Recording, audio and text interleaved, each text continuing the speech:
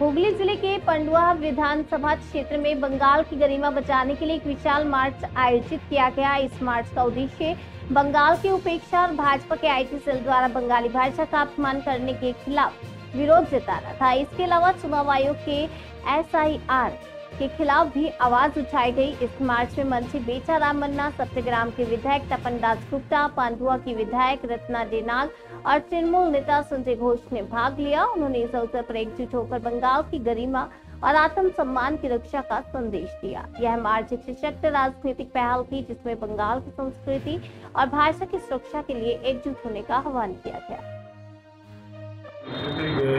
বাংলা ভাষার বিরুদ্ধে বাঙালিদের উপর অত্যাচার, SIR এবং ভোট চুরি নরেন্দ্র মোদী, তার প্রতিবাদ জানিয়ে আমরা আজকে বাইক মিছিল করলাম।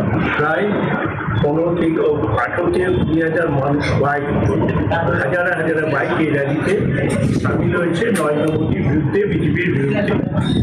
বাংলা ভাষা আমার বাংলা, আমারই বাংলা, এই বাংলা ঋষি অরবিন্দ ঘোষ থেকে আরম্ভ করে মাতঙ্গিনী হাজরা, এই বাংলা বিনয় বাদল দীনেশ থেকে আরম্ভ করে নেতাজি সুভাষচন্দ্র বোস, এই বাংলা চিত্রলতা দেবী থেকে আরম্ভ করে রামকৃষ্ণ পরমহংসদেব, শারদাময়ী মা শারদাময়ী মা থেকে আরম্ভ করে স্বামী বিবেকানন্দ, সবারই বাংলা।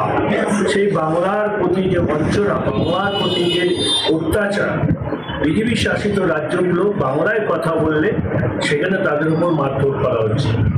যে আমাদের কথা আছে, নানা ভাষা নানা মত নানা পরিধান, বিবিধের মাঝে দেখো মিলন মহান। একসময় এই বাঙালি দেশ স্বাধীন করবার জন্য সব থেকে যাদের অবদান বেশি বাঙালিদের, 107 জন শহীদ হয়েছে যারা নামকরা ছিল, তাদের মধ্যে 87 জন ছিল আমাদের বাঙালি। বাঙালির অবদান, বাঙালি আজকে বিশ্ব জয় করেছে, বাঙালি আজকে ভারত জয় করেছে, বাঙালি আজকে দেশ স্বাধীন করেছে।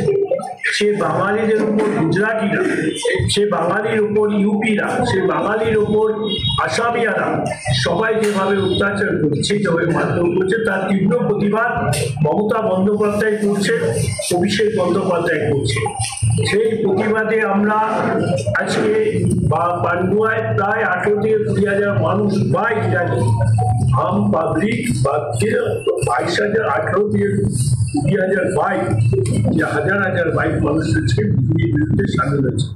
আজকে বাইক র্যালি হচ্ছে ট্রেলার, সামনে দুর্গা পুজো আছে, বিশ্বকর্মা পুজো, তারপরে দুর্গা পুজো, কালী পুজো, লক্ষ্মী পুজো, ছট পুজো আছে, জগদ্ধাত্রী পুজো আছে।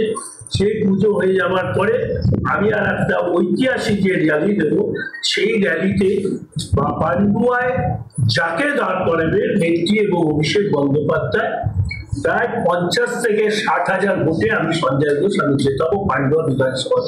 আজকে দেখা গেল এটা হচ্ছে গুজরাটিদের পরিকল্পনা। মমতা বন্দ্যোপাধ্যায়কে যে কোনো বাংলা থেকে যে কোনো মুহূর্তে সরকার চক্রান্ত করেছে, সে RPD দিয়ে হোক, BJP হোক, CBI দিয়ে হোক, আর যেখানেই হোক, বা দিল্লি প্রশাসন নির্বাচন কমিশনারকে দিয়ে হোক, কিন্তু বাংলার মানুষ